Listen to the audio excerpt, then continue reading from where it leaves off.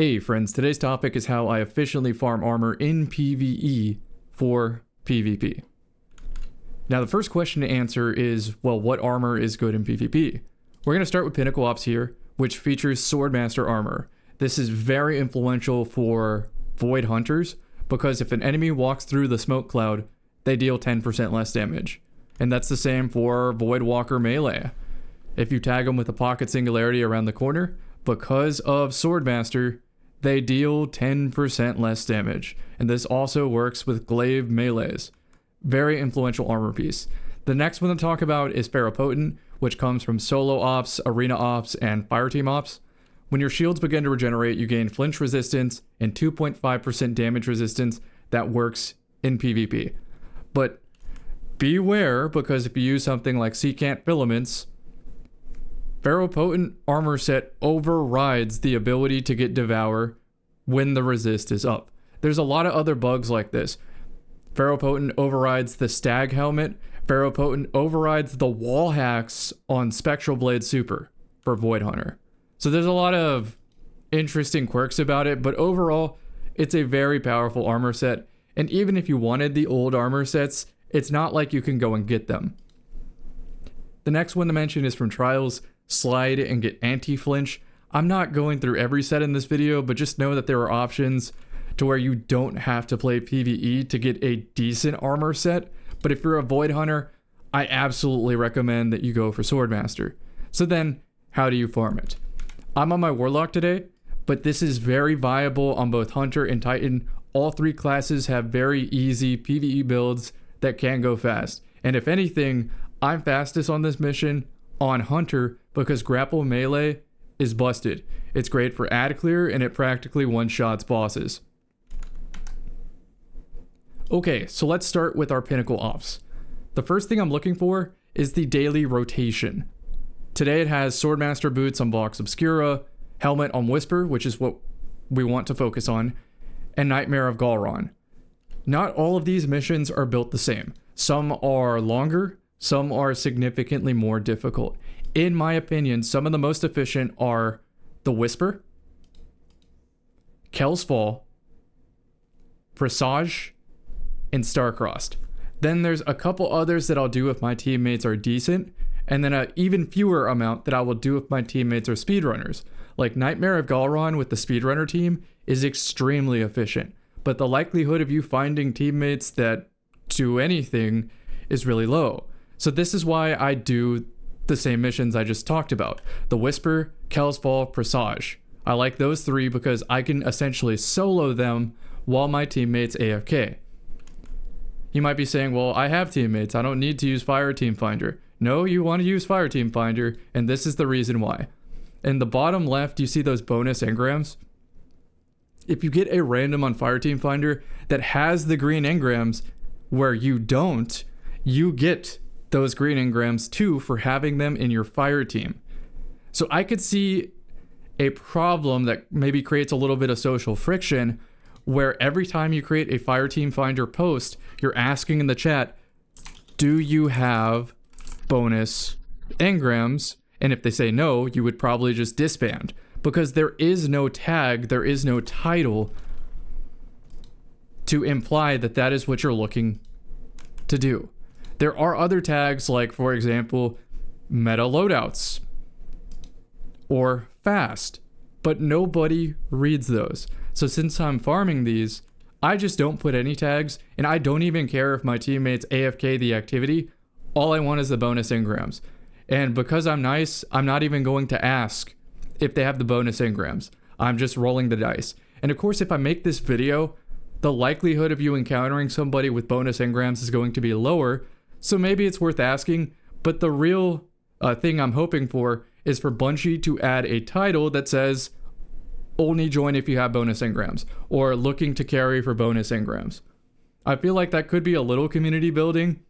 Let me know in the comment section. I'm gonna stop now. Anyway, no title, no tags, set auto join, create listing. Let's talk about my loadout while this works in the background. For Warlock, I use Starfire Protocol with double fusion grenade to float across speedrun skips. For Titan, I switch to Lion Rampant Exotic Boots. And for Hunter, I play Stasis with Shatter Dive and an Eager Edge Sword. I highly advise using Eager Edge Sword. In this case, I'm using Cold Steel because it also hits overloads. But with the build I'm using, which is going to be Getaway Artist, it already hits overloads, so I don't need it. Another sword worth mentioning is the Waveframe sword with Attrition Orbs and Eager Edge. That one goes crazy. Now that I have a team, I'm going to wait for them to ready up. Also, weekly, the Surge modifier that you can customize on these missions is different. In this case, it is a Void Surge. So I pulled the Chivalric Fire sword from my collections because it has Attrition Orbs, which helps me survive when I'm soloing this mission. Obviously, if I get team help, we will decimate these bosses. But because I don't expect the teammates to do anything, I need to prepare for anything. This also means I have the Navigator to get Woven Mail for some final bosses. And then Lightsaber has essentially infinite ammo with the Kinetic Synthesis mod this season. It'll take a second for both players to join. For Hunter, I typically use Navigator, a 1-2 punch shotgun, and an Eager Edge sword. Depending on what the surge is, I have a different sword I swap to for boss damage. There's like an arc one from Salvation's Edge that I use for arc. For solar, I typically just use my Eager Edge sword. For stasis, I typically use my Eager Edge sword. But sometimes I swap. So pay attention to what I select on the options here. We're going to start at the bottom. Void Surge. Equipment unlocked. Pressure Cooker. Then we go Invisible Enemies, Blight Geysers, Vandal Shields, and Counterfeit. I know that these seem annoying, but compared to the alternatives, you can easily navigate around these. And all you have to do is get your score to barely B+ on this mission. But beware for other missions that sometimes you have to not do speedrunner skips and kill more enemies to get the required score. For those activities, I advise just throwing in a modifier like this and going all the way to A, and you don't have to worry about that. But in this case, for the Whisper, I'm not going to worry about that. So sometimes I'll type something like, feel free to idle, I'm going to run ahead, you'll be automatically teleported to the first sign of combat. But I'm very confident I could be making these speedrun skips and also stay alive in the combat room that I don't need the extra revive tokens.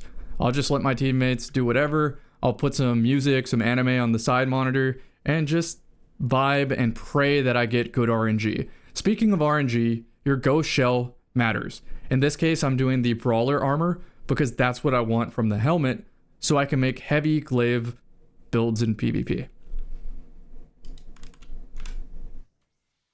Now we're going to switch to just what I'm looking to do. I use the Psi Eterna Explosive Pulse Rifle to break blights in this mission. I do not use it to attack enemies. I also skip this champion because he's not necessary. Teammates don't even have to kill him.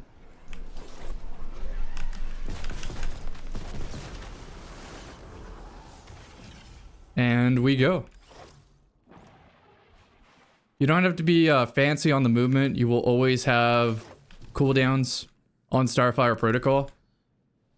And if you're hesitant, you can't do the same lines that I can do, then just wait an extra second.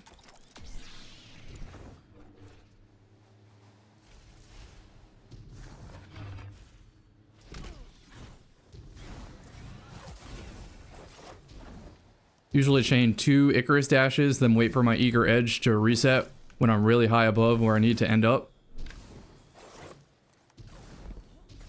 Might as well just go now. We're looking to the left right here, but on Hunter, I Shatter Dive over there. And on Titan, I basically do the same line I'm doing on my Warlock. So in this case, I am going to wait for my grenade before I go ahead. But if I wasn't doing the live commentary and showing you, I would just go straight for this door right here.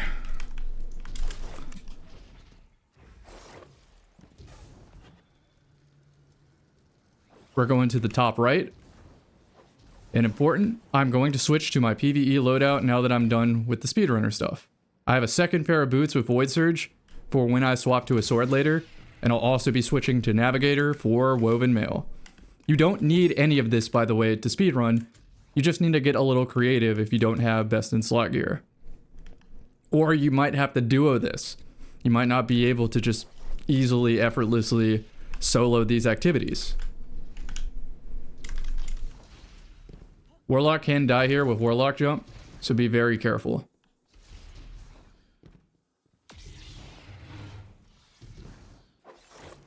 On Hunter and Titan, I will sometimes get to this point and then just menu to my PvE gear if I need like Syntheseps or Assassin or something like that.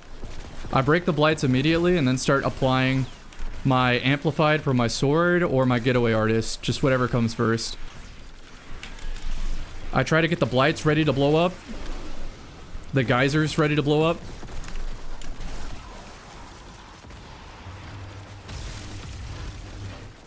And sometimes I'll rush a champion if I feel like I need a revive token, if it's getting really dicey.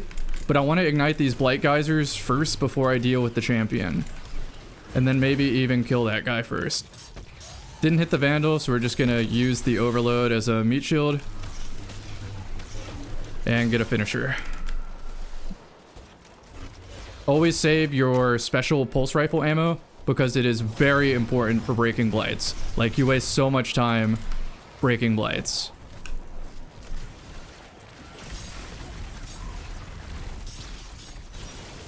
Sometimes your teammates will kill you by triggering an overload without overloading it.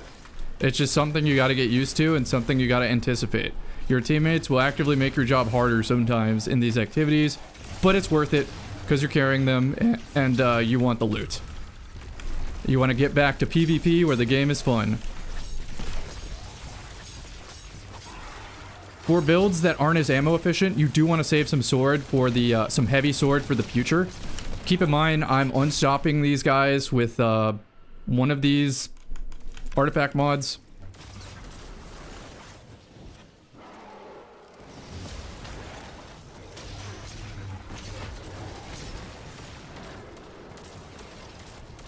Let's get all my resists going.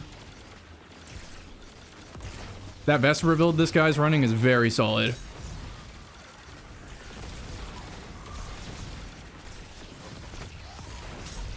Getaway Artist does stun overloads with the Jolting Fragment. Tried to block with my sword there.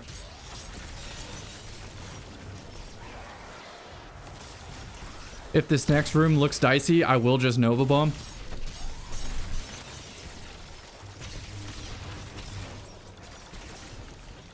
Oh, there we go, we got him. Get my reload, and we're gonna kill the 2 snipers on the left. Don't need Getaway Artist right now, just gonna block with my sword for Amplified. I am doing the LFG, not helping. Look, Mom, look what I can do. Thank you, Dado, for making that video. I was about to make that video and be so much less nice.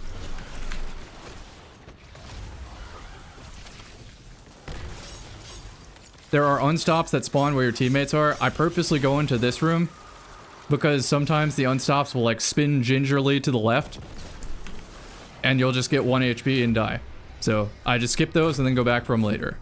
In this case, my teammates did something, so that's great.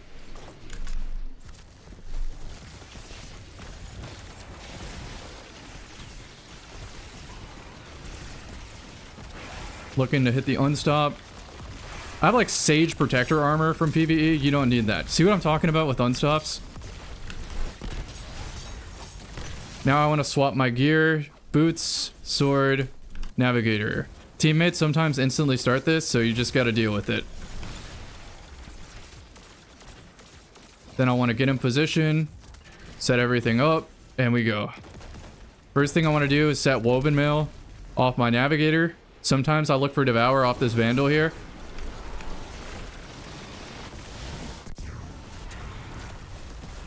And I'm trying to bait stomps sometimes. You see I'm getting an overshield? That is from a fragment called Facet of Purpose. I'm gonna kill this Vandal to my right in a sec to get Devourer. Then I'm gonna refresh my Woven Mail off this boss and go in. Those orbs on the floor are basically overshields, so just gonna keep doing that. Now we have the, oh, never mind. Now we have the main ogre. Wizard spawn on each side. I'll just be ahead of the spawns. Now I want my Woven Mail, and then we just rinse, repeat. Tip with swords is blocking is damage sometimes, so living is damage. Except if you're a Stronghold Titan blocking in the Grandmaster Nightfall. Please attack enemies.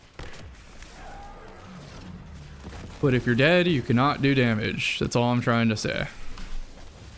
Oh, that wizard survived with 1 HP. My bad. My bad, teammate.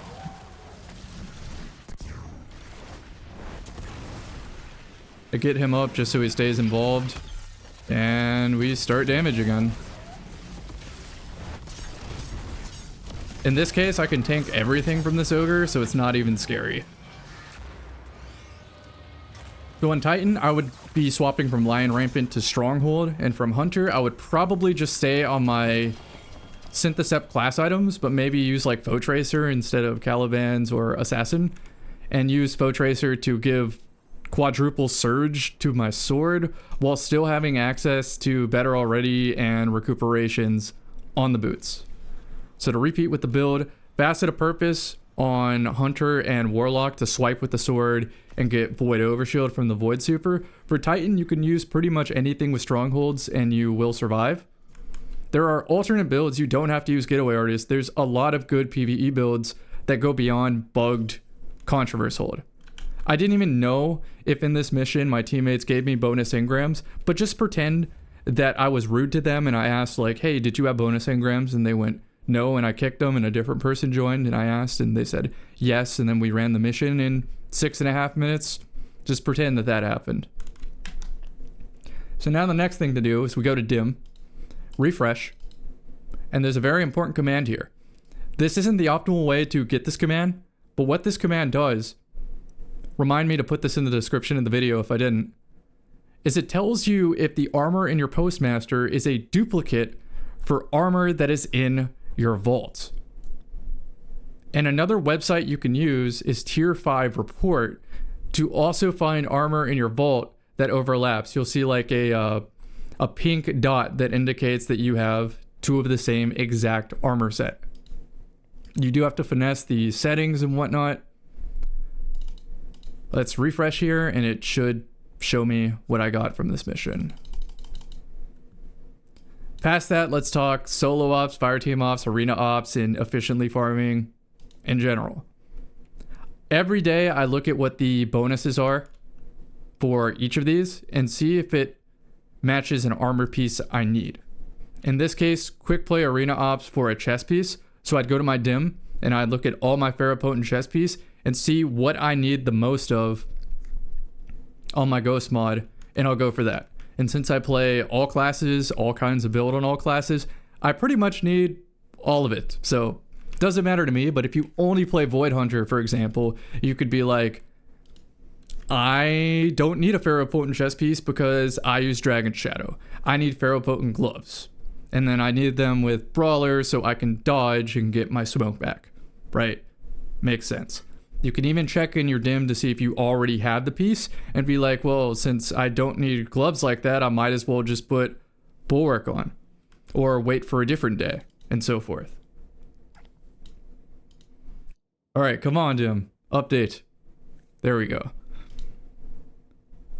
So this is very ideal to what I look for Brawler at least. For Brawler, I look for primarily melee tuning right here.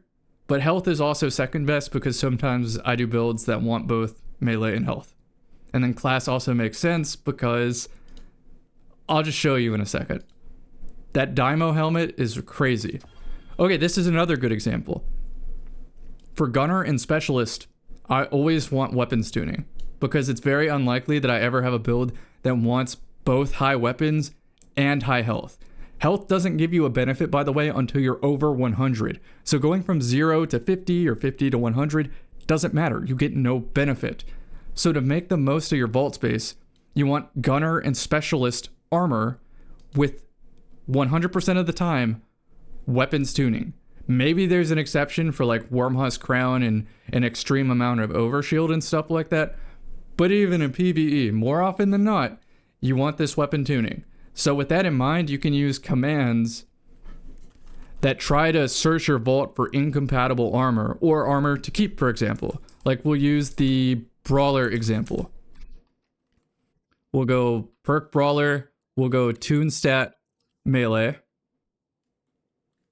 And we can manually go through my vault and look at them, or we can click right here and go to keep. And as long as one of these doesn't have a weapons tertiary, we can also search that.